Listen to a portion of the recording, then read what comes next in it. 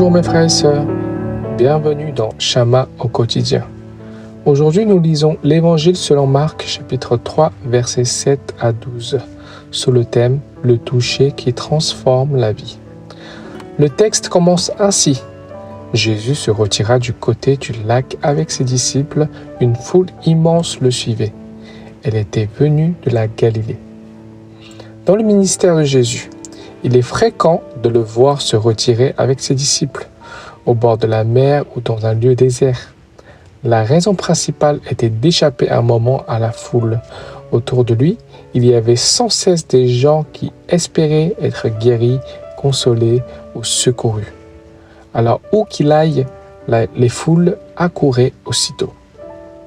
Cependant, même face à une multitude de besoins, Jésus ne se laissait jamais absorbé par une activité sans fin. Il prenait toujours le temps de se retirer pour se reposer et prier, car il savait que l'efficacité du service ne vient pas de la force humaine, mais de la puissance du Saint-Esprit. C'est pourquoi il se reliait constamment au Père par la prière, pour demeurer rempli de l'Esprit et renouvelé dans sa mission. Voilà une leçon que nous avons besoin d'apprendre en urgence, car aujourd'hui nous tombons si facilement dans l'activisme, au point de dessécher notre vie spirituelle. Le texte poursuit. Une foule immense le suivait. Elle était venue de la Judée, de Jérusalem, de l'Idumée, des territoires de l'autre côté du Jourdain ainsi que de la région de Tyr et de Sidon. Ces gens venaient à lui car il avait appris tout ce qu'il faisait. Il demanda alors à ses disciples de tenir un bateau à sa disposition pour éviter d'être écrasés par la foule. Cela ne signifie pas que Jésus ignorait ces gens, mais plutôt qu'il cherchait à garder un espace suffisant pour pouvoir leur enseigner clairement les vérités concernant le royaume de Dieu. Puis le texte ajoute, en effet, comme il guérissait beaucoup de gens, tous les malades se précipitaient vers lui pour le toucher.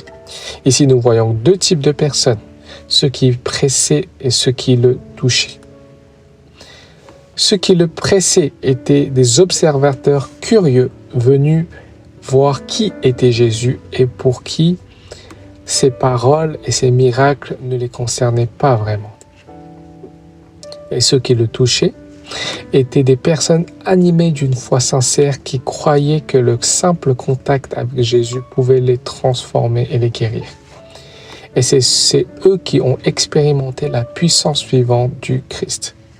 Frères et sœurs, sommes-nous parmi ceux qui pressent Jésus ou parmi ceux qui recherchent à le toucher?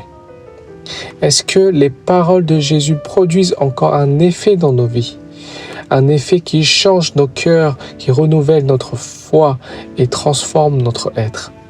Car le simple contact de la foi peut changer notre vie entière. Mais Marc ne veut pas que nous nous arrêtions simplement au geste toucher Jésus. Il ajoute un autre niveau d'attitude en montrant la réaction des esprits impurs face au Seigneur.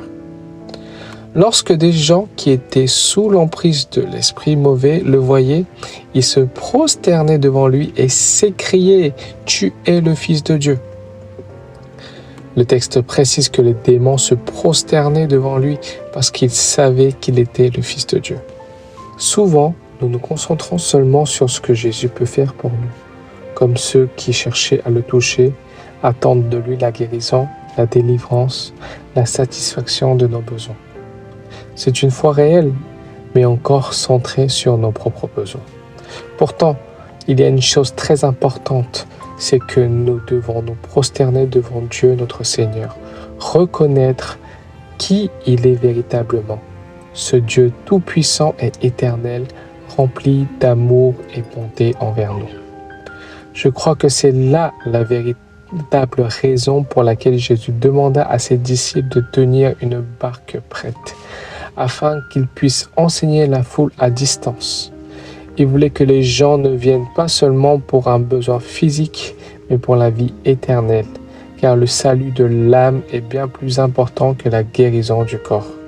Et ce salut ne vient que par la reconnaissance de Jésus comme Fils de Dieu, en nous prosternant devant lui et en le recevant comme notre Seigneur. Dans le passage d'aujourd'hui, nous voyons donc 3 types de réactions face à Jésus. Ceux qui le pressent, ceux qui le touchent et ceux qui se prosternent. Je vous bénis tous, mes frères et sœurs.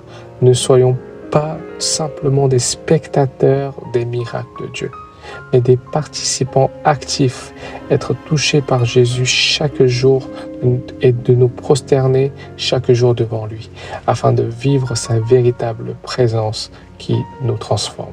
Soyez bénis dans sa parole.